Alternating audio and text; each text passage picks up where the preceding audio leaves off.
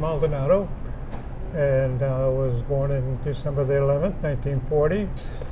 And I originally got to know the Wu brothers as they came over from China, because they had, at that time I started going into the store that they own in Perkins, and that's on Folsom Boulevard. And the father of the Wu brothers, his name was Willie Wu. And I got to meet him when I was about 3 years old. Because my parents would shop there, and he would give me candy, So that was quite a treat to go to the store at that time, So through the years, my parents, my father was born in the state of Zacatecas in Mexico, migrated down into Texas, where he met my mother in Favens, which is El Paso County, and they got married and had my older brother, which is 2 years older than me, and then myself, and I was born in 1940 of December, and my name is Lupe because I was born in our day of Guadalupe, which is a saint day, one of the largest saints in Mexico. Yes. So usually if you were born on December the 11th or the 12th, a good chance you would be named Lupe or Guadalupe because they're, religious people, So anyway, in about 1942, they migrated from Texas on a 36 Ford sedan and a little trailer, and worked their way down all the way to Sacramento here, because my father was working farm labor at that time, and was hopping to labor trains, and he worked in fact every western state here, but he liked Sacramento the most. He said, this is where I'm going to raise my family. So sure enough, here he comes. My mother, father, and my brother, and myself were just little, So we wound up living on the I Street Bridge there for 2 weeks, in the car. While my father went to Front Street and hopped the farm labor buses, And from there we moved on the other side of the river, and there's some cabins there, and we stayed there for a while. And I think it was in 1943 or 42, in the middle of the summer, he started working the hop ranches along the American River, starting from Mayfield Drive all the way down to Folsom Boulevard to create hop ranches. So he started at King's Hop Ranch on Mayfield Drive, across right next to the rivers by the levees. And he worked the 3 ranches there. And in 1948, they bought 2 acres of property on Jackson Road. So bought a house there, and started a family there. My father left the hop ranches, started working for a construction company as a laborer. So by that time I was about like 12 years old. And I shopped back and forth there at the same store also. So Clarence, one of the brothers, asked my brother if he wanted to do a job. And that was just cleaning and sorting the bottles. Back in those days, people had to bring back bottles. Right. And he just said, no, he didn't want it. I said, well, how about your brother? And so he said, yes, I'll send him over tomorrow. So here I go. I went over there and I started working. I started doing the bottles, and I had a B route. I went to school right up the street there, elementary school, with 125 students for the whole class, from the first to the 8th. They had three rooms school, and that was it. So graduated from there, and then I went to Peter Lassen High School in Fruit Ridge for 1 year. Then I went to Sacramento High School, and that's where I met my wife. I met her in her junior year, and this last March we celebrated our 65th anniversary. Oh, congratulations. Yes, and between the both of us, we raised a family, and worked at the Capri market in 1959. You know, I okay. moved from over there and came to Orangevale. You know, because they asked me I started working at the store, and I got old enough. I went to college for a year and a half at Sac City, and Grant called me up. He was the general manager and the head of the corporation. Asked me if I want to come back and work full time over here. I wasn't really doing that well in school anyway, you know, in college. I was just kind of, you know. So I said yes. So I started there. I was driving back and forth for about a week. I said, I almost fell asleep on the way home, you know, because I was working a lot of hours. Yeah. You know, he said, well, you better stay here. And at that time, in front of the Capri was a barn, a big barn. That Sicardi had his feed store there. And I don't know if you remember that or not, but Sicardi and the Wu brothers, they had a house up there on the top level. Yes. A six-bedroom house up there. Yeah. I said, well, on top of the store. On top of the feed store. Right. So I moved into one of the rooms over there and stayed there. So that was, you know, then I started working full time, you know, and in 1959, I think it was November, they opened up the store, the Capri Market, right? And in the meantime, when I was living there, I was working part-time at the public market. The public market was their first store there, and then while they were building the Capri Market in the back, Yes. right? Yes. I worked half the day there, and half the day in the public market. Oh, I see. And that was quite an experience, you know, because they had the old little gas pumps in the front. You know, you had to pump it, watch the bubbles, watch the bubbles go up. It was really interesting, you know, working that kind of a thing. How much was gas at that time? Do you remember? I don't quite remember, but I've heard it was less than 10 cents. Oh boy. Less than 10 cents, you know. And I remember the coal oil. They had a coal oil pump too, right? Because in Orangevale at that time, a lot of people didn't have electricity. Right, so they use it for their, you know, for their lamps. Yes. You know, like that too. You know, so that was a kind of experience growing up there. You know, so in 1961, I got married. I got married to my wife. You know, and that's how it all started. You know, it was kind of like. The both of us, we just made decisions, you know, of what to do, you know. I wouldn't be living where I'm living at now, but because when I got married, my mother bought a house for us, you know, on Kenneth Avenue. Right there. At that time, it was $9,000 for a house, you know, and $500 down. Yes. Right, so it was easy to get in. I don't know how I applied or qualified for a loan because I had barely, you know, been there a year, you know. Well, that was, you know, so, but my wife didn't like it, you know, she didn't like the house, the cement floors and blah, blah, blah, you know, it was those cheaper homes, you know. So, but I had a big backyard, but she liked that because we had wound up with 2 dogs. No kids yet, so we had 2 dogs, they were the kids, you know, so, and, started there, you know, it wasn't not even a year. She started looking at the paper and looking for a lot. She said she saw it in the paper, advertised lots over here on La Serena Drive. Right, you know. So she met I forgot his name anyway, it was Fidelity Savings. All of those lots that were in there were still empty. There was no, you know, it was all developed and everything, you know, but you could advertise at $20 down and $100 a month. Oh boy! Buys you a lot. Oh wow! Well, I fit like a glove there. Yeah, so, right. Yeah, we could afford that. You know, so we bought the lot. You know, we went around, chose all the lots. I could have at that time it was $4,400 for the lots that were way in the back overlooking Folsom. Where were we going to keep the dogs at? So we didn't buy that. We had to come closer to a little more, you know, a little more level where the dogs could play.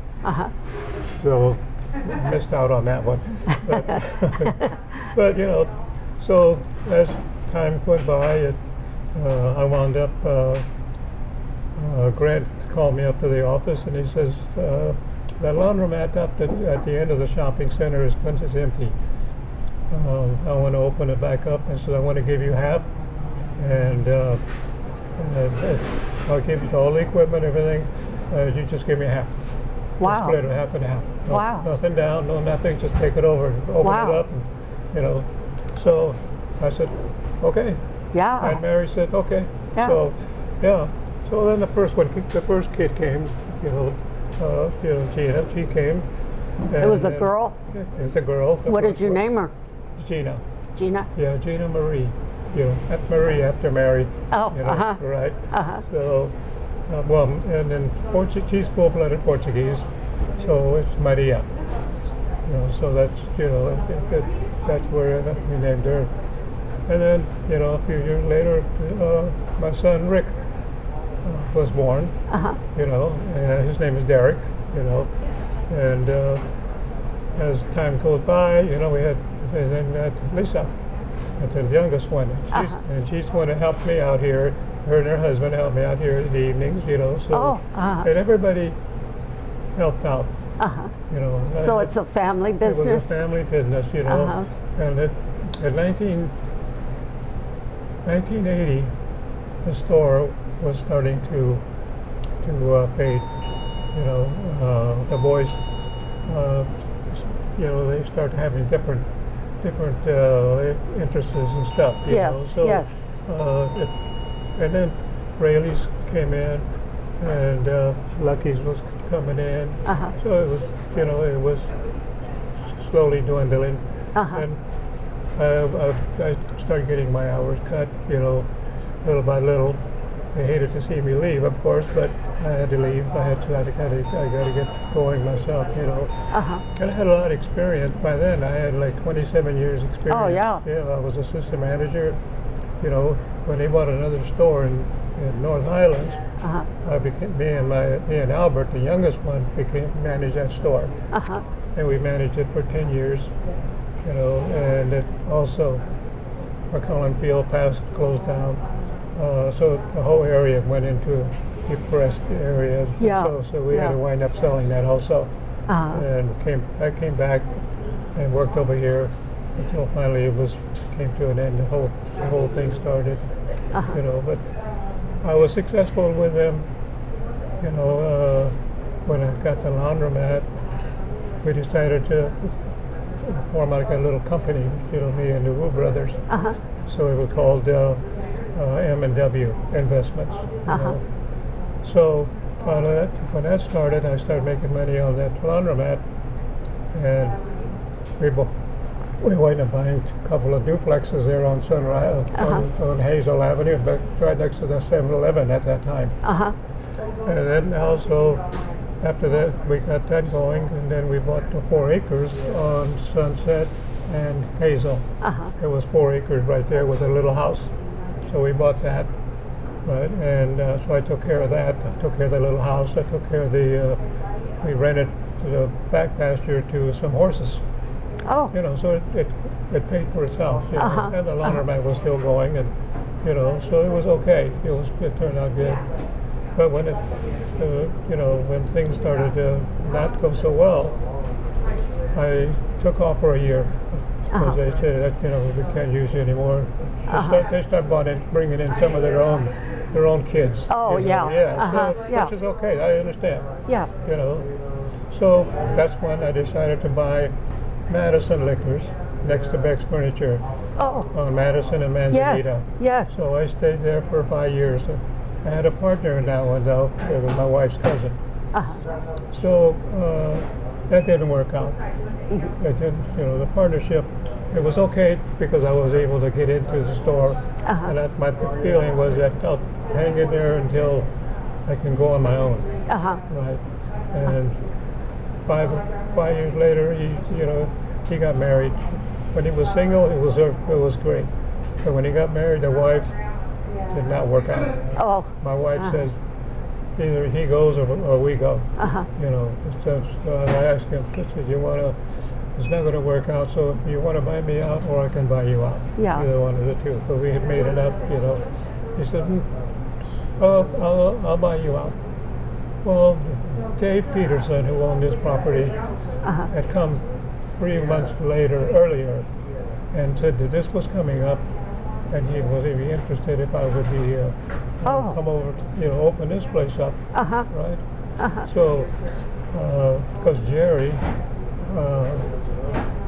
Vern Cable's secretary, I don't know if you knew him or not, heard of him. I've heard of the Cables, Yeah, yes. Cables, yeah, they own all that property right there. Yes. They live up the street over there. Yes. You know, he told me there's that liquor store. I mean, that the shopping center is ready to open up now.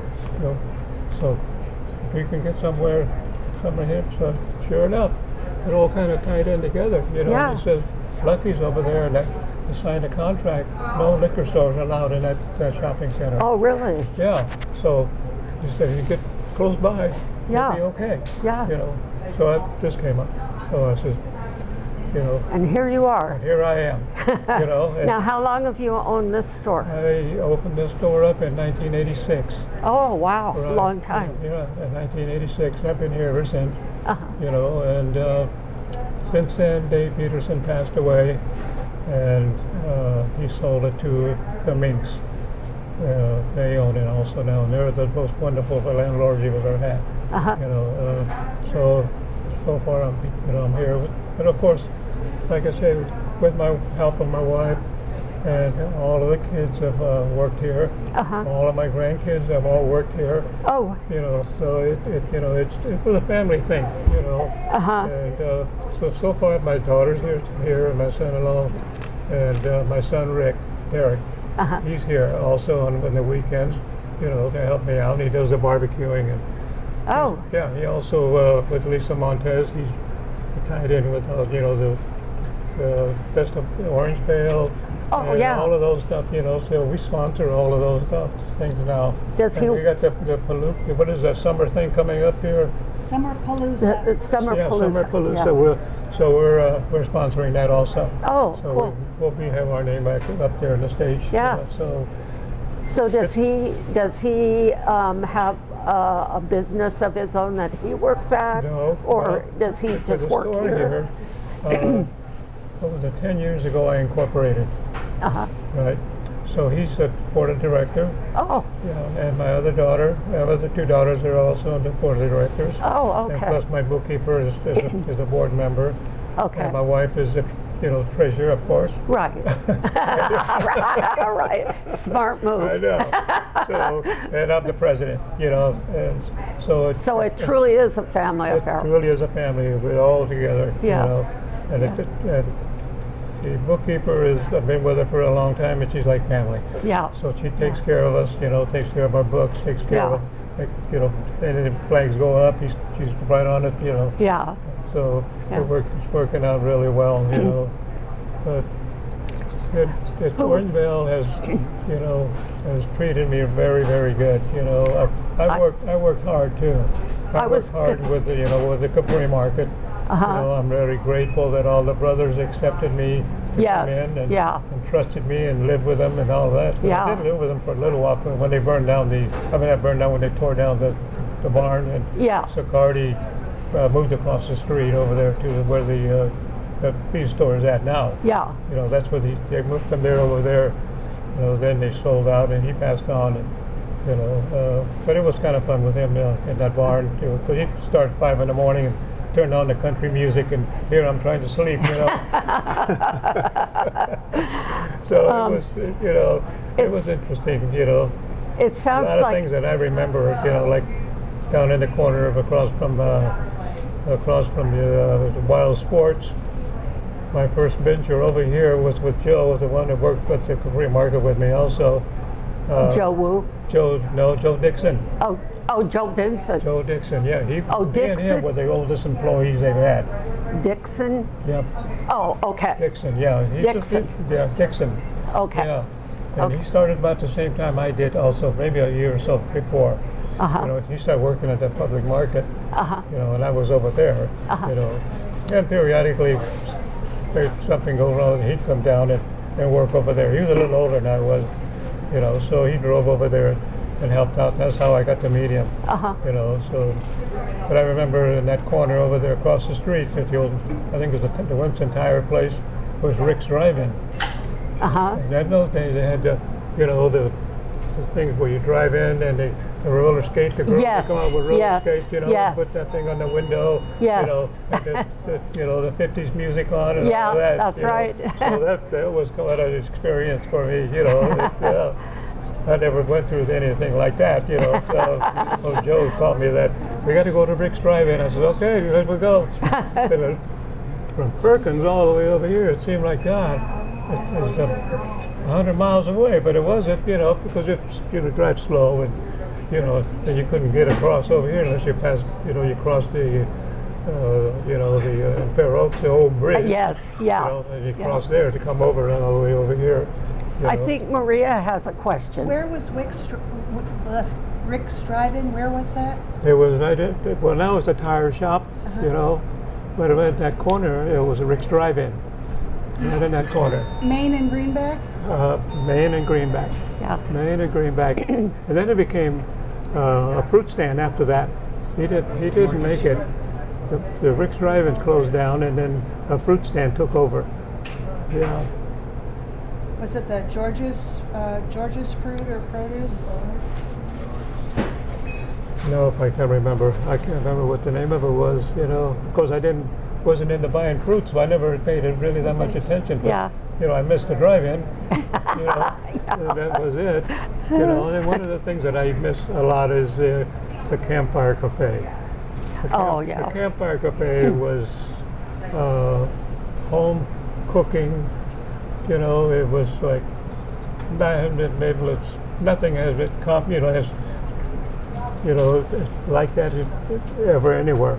You know, because John Trailer, he had a garden in the back, and he grew the squash and he grew the tomatoes and you know, all of that stuff. You know, and he put it into this food. You know, and his wife would get fruit from, you know, let's call it, the fruit stand up there on Filbert. The Tomic brothers. They were, and apricots, the cherries, the apples. And the wife would make apple pies and cherry. Oh boy. You know, it's such a, you know, when you got a piece of pie with real ice cream, you know, you cannot eat that. It was amazing. You know, I mean, it just wasn't a little bit of apples in there. It was full. You know, I mean, that pie was like, you know, and you know, and the ham. You would come to the store and buy a whole ham or several, and put it in the oven over there. And when you wanted like a, you know, an omelet ham, a Denver omelet or something, he'd take that ham out of there, take a slice off, chop it right up, put it in the eggs. I mean, you tasted ham. Yummy. Yeah, you tasted ham. You know, I haven't been able to. You know, nobody's been able to.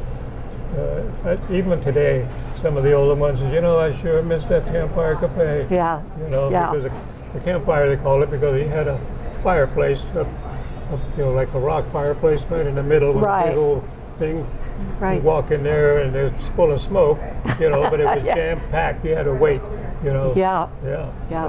On Sundays, it was crazy. Oh, yeah. It was funny.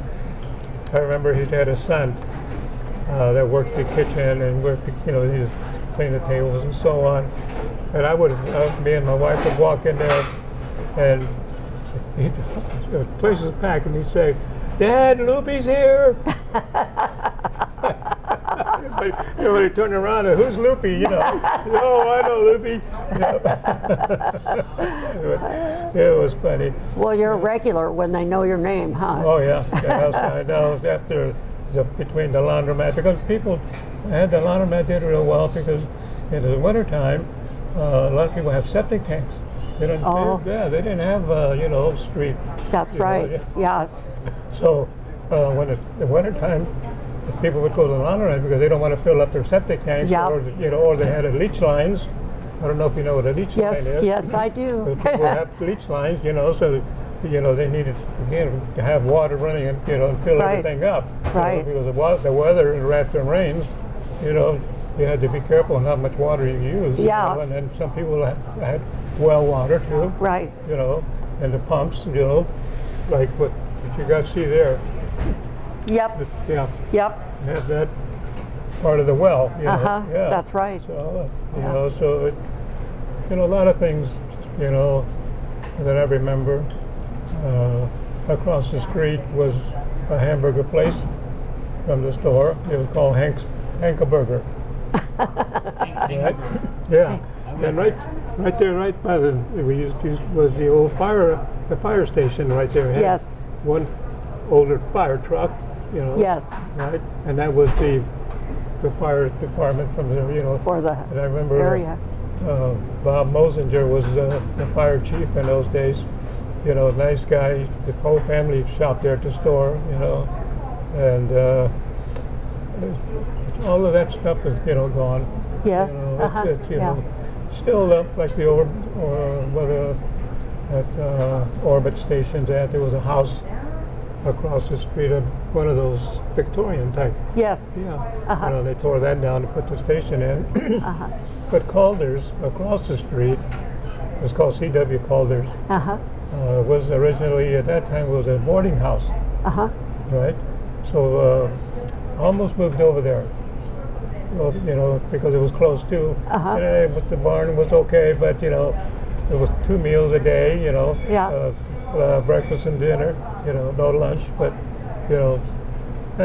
Grant said, "No, just stay there. Pretty soon you can move up with us." I said, "All right." So I didn't move into C.W. Calder's. It became a restaurant afterwards, so after they remodeled it, and Yes. everything, it became a nice restaurant. Yes. Big old bar, it's one of the biggest bars in town, as far as Yes. that goes, Yeah. So that came close to moving there until 1961, and I got married. Or 62, I got married, So that was it, But, I don't know whatever happened to Dale Schrader. He had the Rexall pharmacy at the end of next to the laundromat. Yes. The last I heard, he was working at a store in what do you call it, by Roseville there on that side. Yeah. You know. Rockland or. Yeah, that area, yeah. Yeah. But I never, somebody just told me about it. He was still over there.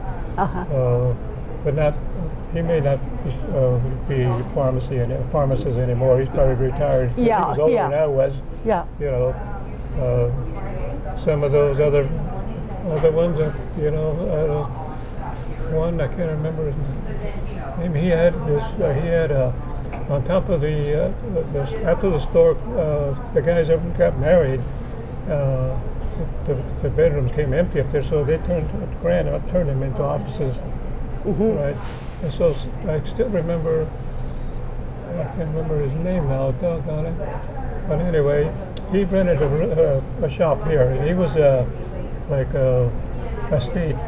estate attorney, he would do the wills and Yes. Assisted living, takes care of all of that kind of stuff. Yes. But then he retired. I haven't heard from him since, and I haven't heard from his son either. So I don't know what happened to him. But some of the older business people that I used to know, through the store and all that, I don't know whatever happened to them now. I'm 82 years old now, 81, and I was a younger one at those times. Yes. So Yeah.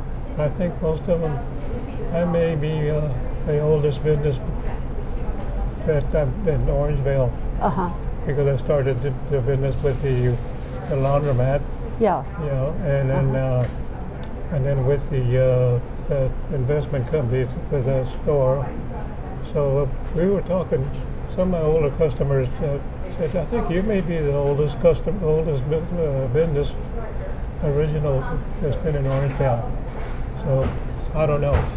So you have much. that distinguished Yeah. honor, huh? And I don't think that all of the people that I knew before, they're all passed on. Yeah, You know? yeah, they might have, yeah. Right. So either that or they don't have the business anymore. Yeah, Right. yeah, well, So- they certainly may be retired Right, also. certainly, yes, Yeah. but, for sure, Yeah. because they put them into the 90s and maybe over 100, I don't Yeah, know. yeah. So, Yeah. but I'm still feeling good, and I still expect to stay here for a while because it keeps me busy and it keeps Yes. me, it keeps me going in the mornings. I get up and come to bed. I look forward to that cup of coffee here when I get here, so that's a good sign. Yes, So, yes. so Maria has another question. Yeah. What was the name of the estate lawyer that was close That by? I can't remember Okay. his name. He's the oldest one here. God, I'd have to find out. And the name of your landlord? Dave Peterson. He was my first. Right. Yeah. And then, but now Now it's the Minks, Barbara Minks. right, and she lives in that big house. No. No. No, she lives in Tahoe. Oh. She lives in Oh, that's over right. there by the lake. Her and her husband passed away here maybe 10 years ago. And he was a pilot for Flying Tiger. Oh, wow. Yeah, you know who the Flying Tiger is. Yes, But he worked for the cargo part of the Flying Tiger. Oh, wow. And he made a lot of money, hazardous flights and all that Yes, stuff. yes. So he made a lot of money. So he had he was based in Hawaii, in Honolulu, Uh-huh. right? And from there, like I say, he flew all of these places, dangerous places and stuff. He made a lot of money. Wow. And they bought a large condo, I think 4 or 5 stories. Oh, wow. Yeah, right in Maui. Oh, wow. Yeah. So when this came up, Dave Peterson approached me to see if I wanted to buy the whole complex here. Uh-huh. Right. Well, at that time, he wanted $1 million cash.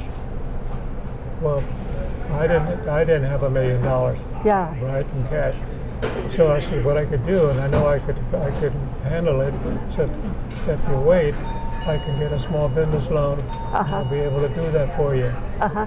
So he says, I'd love to wait, because I'd like to see you take this place, but I'm sick, and I don't want to leave my wife with all of this, because yes. it's just be way too much. Uh-huh. So somehow or other they met the Minks, and the Minks just sold that complex, and they had the cash They to had buy it out. yeah. Right. Uh-huh. So he passed away not too much later. Oh. So he had like some kind of a cancer, Oh. blood cancer, So that was my almost close. What's the best memory you have of Orangevale? The best memory of Orangevale,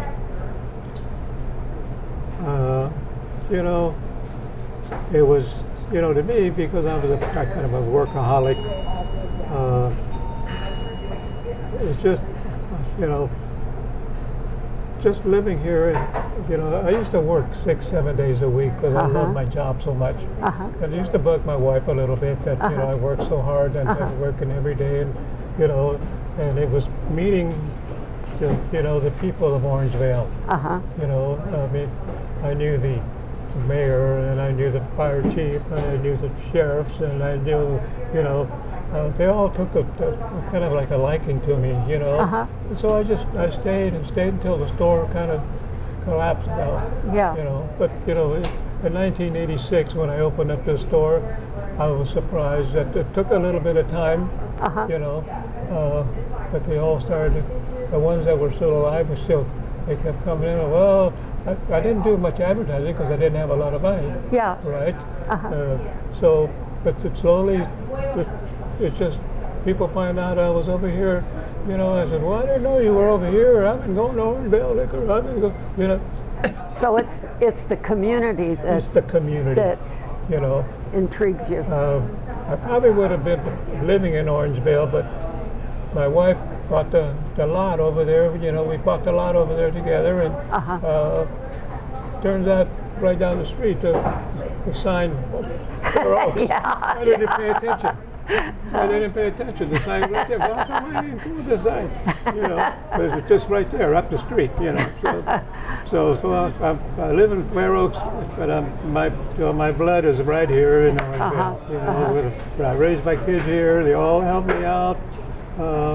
I'm really proud of all of my family. Oh, that's wonderful. Yes, you know, so I kind of, you know, I think the store held our family together. You know, they took the interest that I had. Right. You know, Right. and so, well, here I am. You know, 36 years later here in this store, and I put 27 years in the Capri market. Congratulations. Yes. That's a worthy goal. Yep, and you know, I like to help the community. I don't know if you can see over here of all of the highway patrol. They come over here and eat. Oh, They're all pulled up in the front. Tell Lupe to come out here. We want to take a picture. I said, all right. So here I am. You know, and I got some pictures of the sheriffs that I'm going to put up there also.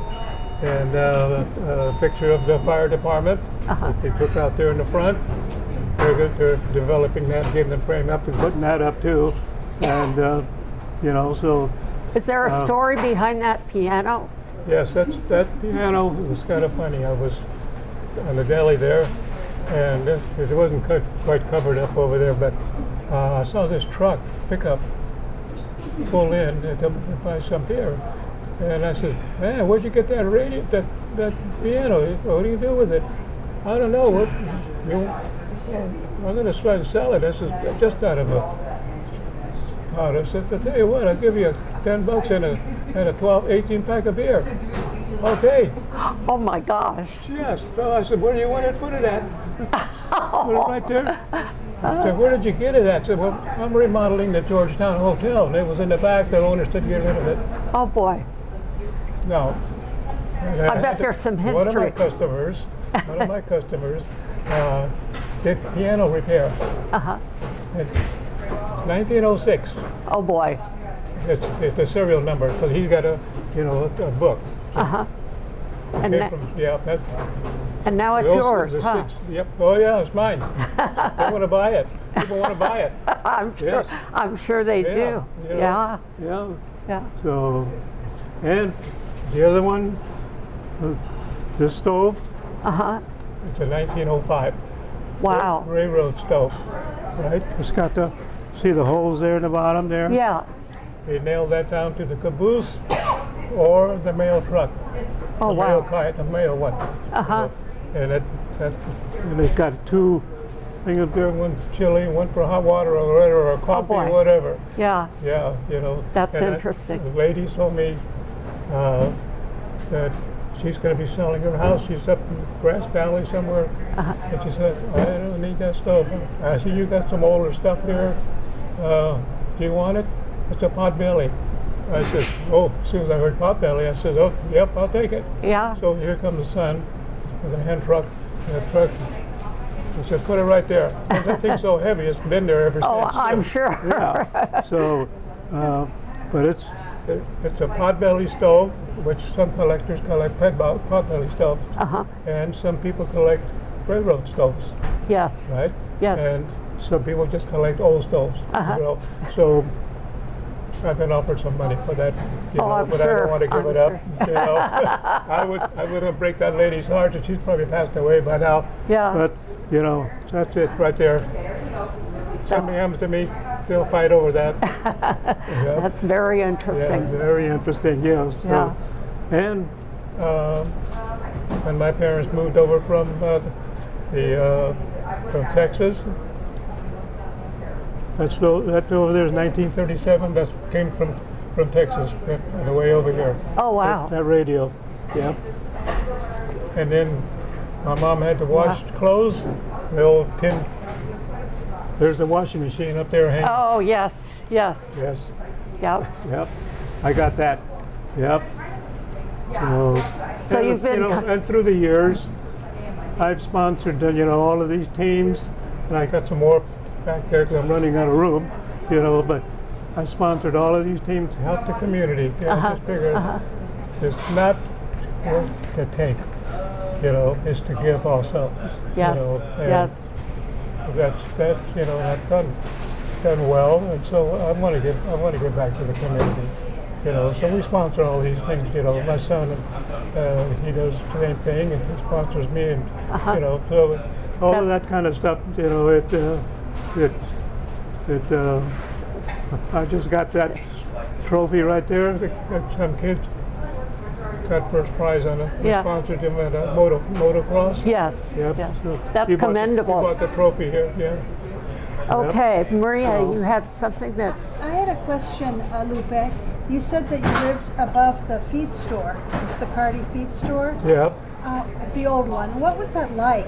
What was the inside of that store like? What did they have? And Well, they had 2 bathrooms in it, and with a shower, you know, and had a kind of a large-sized kitchen because and then it had a big table in there because there was 6 of them living up there. All the brothers lived up there, you know, and because they would travel every day from here to Perkins, you know, and so they would stay here. And there were small bedrooms, you know. One of them, where I stayed, overlooked the bar across the street. I don't remember the name of that bar either, too. I can't remember the name of that bar, darn it. But I remember that, you know. what was the feed store like? The actual store. What was Sicardi's feed store like? Sicardi's feed store, he was quite a guy. He was quite a man, that guy. He had 2 kids and a daughter. And he was very well liked. You know, he was an old Italian, right? Full-blooded Italian. You know, he liked to flirt with the girls and the wives and all of that stuff. You know, he was quite a man. He was I mean, he never. That was just his nature. You know, he never. I mean, he was aligned. You know, he was very well respected. You know, everybody. He'd come to the store. Everybody wave at him. Hey, how you doing? You know, he was very well liked. You know, but back in those days, he did quite well because in Orangevale, everybody wasn't like it is now, have a quarter acre and stuff. Back in those days, everybody had 2, 3, 4 acres, 5 acres. You know, and that's how it developed. All slowly started developing. Because people would sell off, and all these back in the in the 60s. These small contractors built, you know, like the contractor that built my house, because we bought the lot first, and then we had the house built. It was Mills and Dogberg, and and then all of the contractors, you know, all the small contractors developed everything, you know.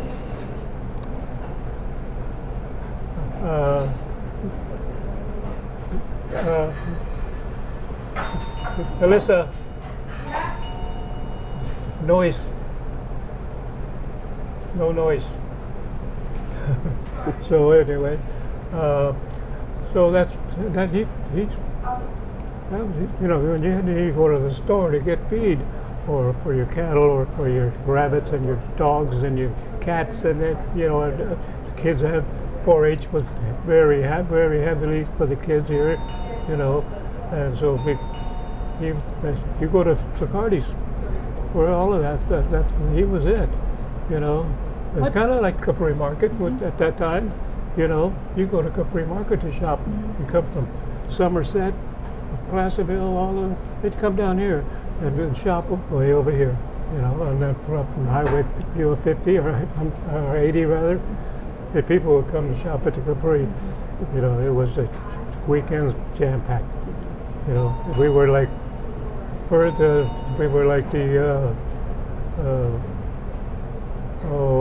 how would you say, the largest store in the whole area, and it was the volume was #1 in Northern California. The volume at that store, it was amazing.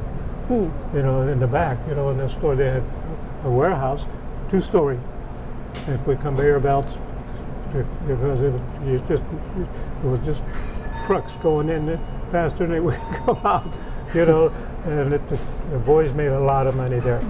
You know, they could have made more, I don't know, but, you know, Grant would, you know, set up the ads, and it was, you know, they just did real well, you know.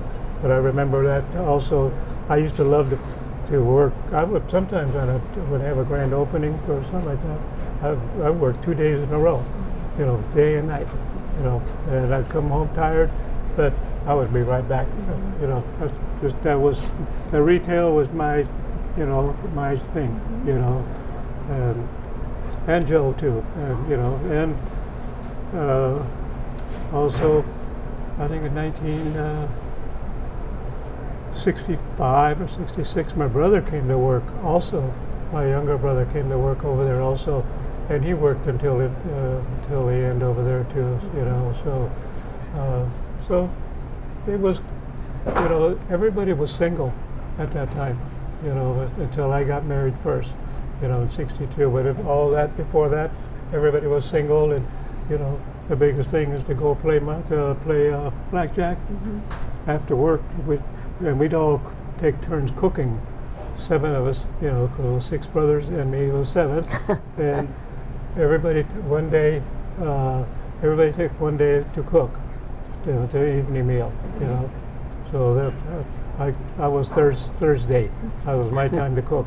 To feed all 7 of them. Believe me, it was, you know, they had a kitchen maybe half the size, just a kitchen alone, with a big old table, you know, and with the couches, and you know, it was nice up there, you know, plenty of room, you know, but stay up till about 11:30 or so, you know, play blackjack. You know, the Chinese love to gamble, you know, so it was good, you know. So it's good memories, you know. Good. I still dream of the store, you know. Even lately, I still dream of the store. I dream of the boys, you know. I don't know. It's kind of crazy. I guess it'll just stay with me forever, you know, because that was a part of my life, you know.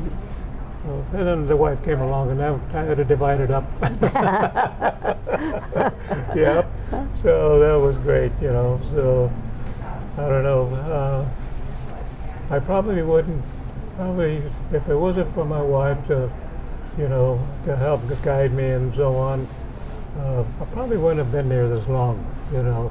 But you know, we worked together, and you know, started raising the kids, and it was a good life, you know. I worked hard, and you know, it was good, you know. It was good, you know.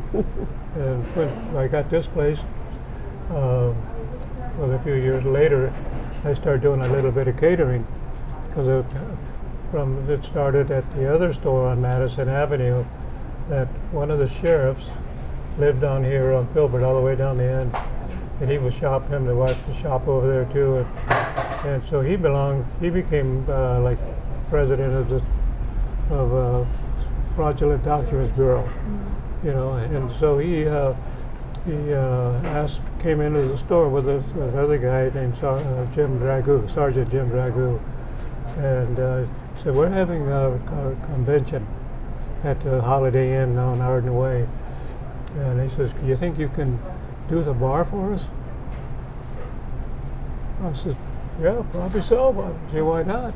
You know." So he says, "Okay, here's the date and so on. Just bring everything you need for a bar, and it's going to be like maybe 150 people." I said, "Oh, you know." And I started. So we did. So he says, "You're going to have 2 bars, you know, because you're going to have the presidential suite and the room next to it, up there in the very top, you know." So we did that. So he liked it, and then when we did it over there at the when they had the convention in Tahoe, we did that also, you know, and it started getting busy too, you know. So everybody pitched in to help, and then we started doing the Hispanic clubs, you know, doing the bar for them, you know. and that was, that kind of put me in charge of the music and the food, right? Well, the music was because they were all Latin clubs. I was in charge of hiring all the mariachi bands, so I had every week hired mariachi band to do here or there. There were about 6 different clubs in town that had the dances for fundraising. So we would do the mariachis for the dinner hour, and then after that a band for the dancing. And that was, and then from there, you start to know different people that come to these things. So we started catering the lunches for the Railroad Museum downtown. So we started doing their lunches. We did Sicardi's, Tognati's, Auto World. We used to do their lunches for them. And then we did the Crocker Art Gallery, doing the party trays and all that for them. When they had their meetings and all of that.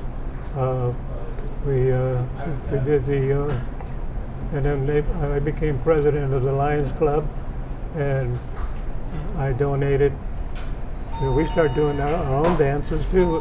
I started donating the Hispanic Peace Officers Association, the Sacramento Nurses Association, and I did like hundreds and hundreds of glasses for kids that could not afford glasses. Mm-hmm. So I would raise money and pay for all their glasses and all that. Oh, wonderful. Yeah. So we would have an Hispanic doctor, optometrist, mm-hmm. and he would send us the bill. We'd take care of it.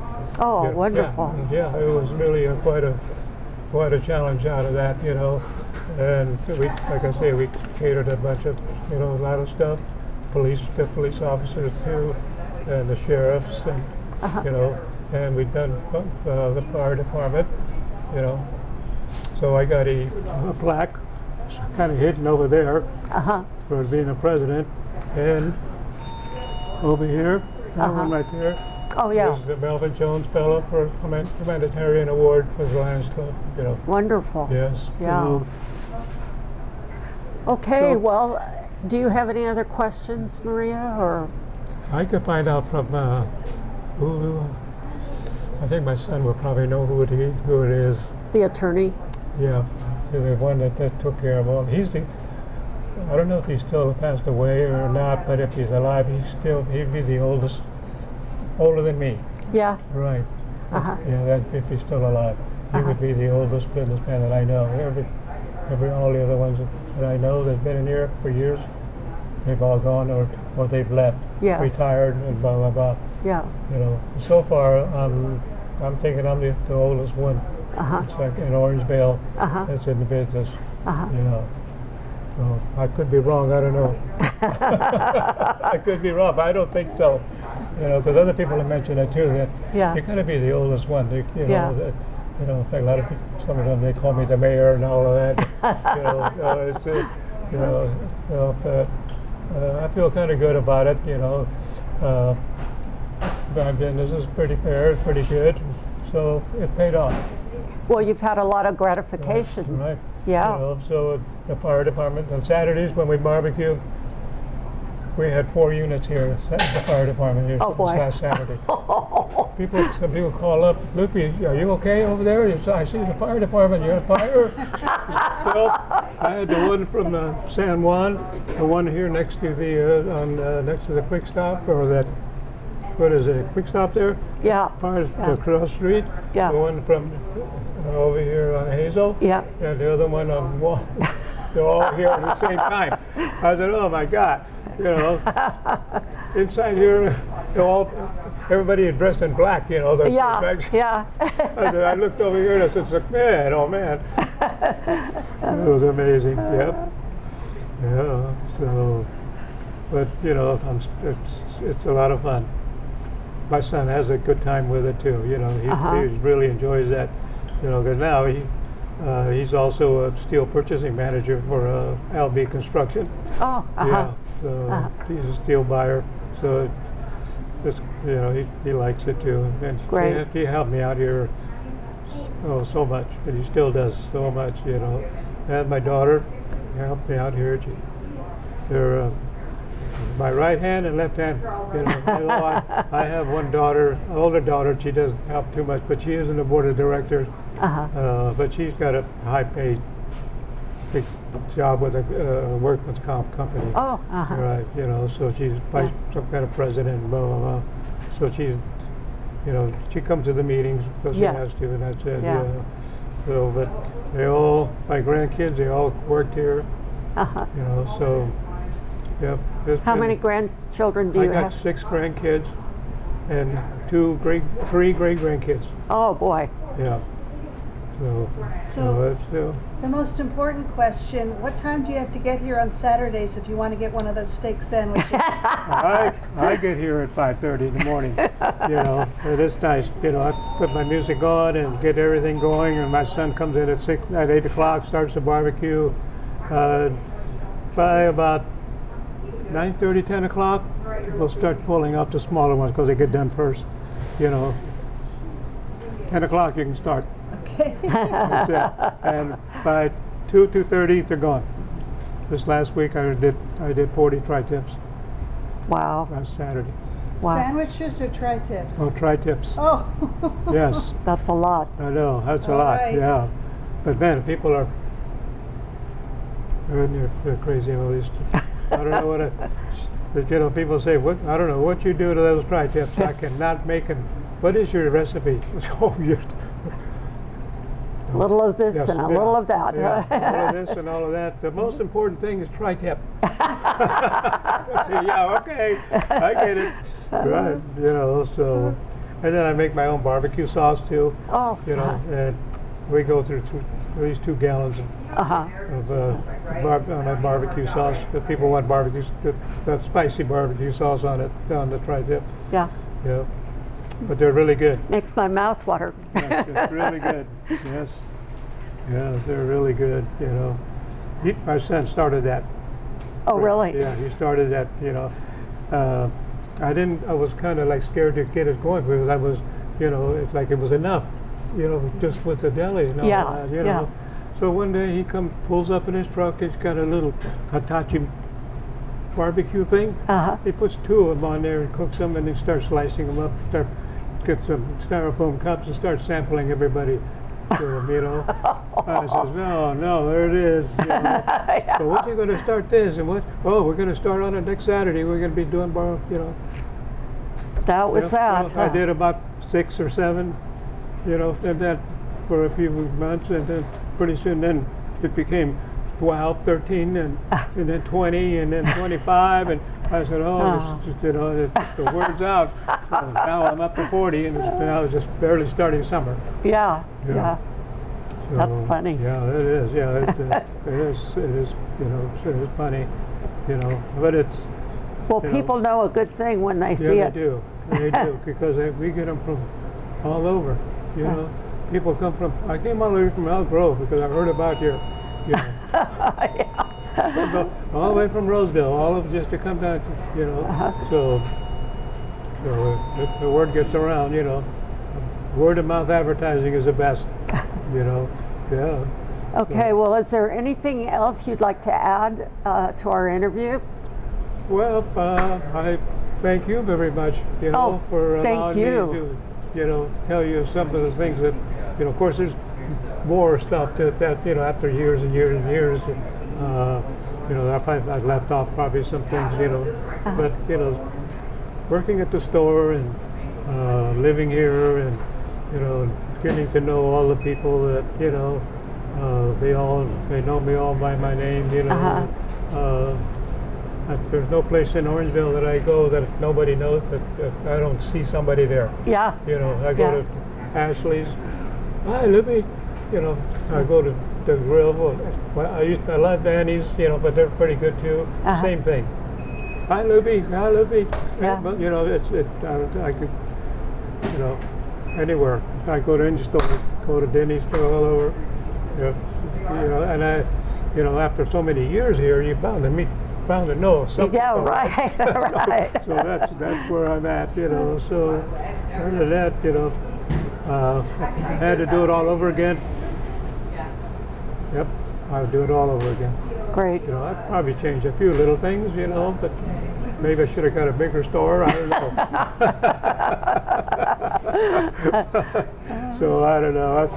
So it's been fun for me. You know, it's brought my family together. I'm really proud of my family. You know, I'd like to, you know, probably thank the Wu brothers. You know, they've, you know, they took me on, you know, as part of the family. You know, so a lot of gratitude to, you know, to all of them. Yes. All of the family that they, you know, they've all treated me like family also. You know, and Yeah. they still come in and visit me too. Yeah. You know, and so it's a life that I probably would not, you know, will never change. You know, I loved it. You know, it taught me what I know. You know, and then as the kids got older, they start teaching me how to do things too, because I'm old-fashioned. You know, I'm old style. You know. Yeah. I'm a hands-on, mouth-to-mouth, but you know, with your customers. You know, if you treat your customer good, they're going to come back. You know, but the kids now, they have different things that promote things. Yes. You know, Yeah. You know, put the telephones and Yeah. all of that kind of stuff. You know, I don't know any of that stuff. Yeah. You know, It's a different world now. Yeah, my phone is a flip top, and that's it. Yeah. Call me. Hi, goodbye. That's it. You know, I don't need to send you a picture. Don't send me no nothing. You know. So that's where I'm at. You know, I'm old style, and I was hanging there. So far, it's worked for me.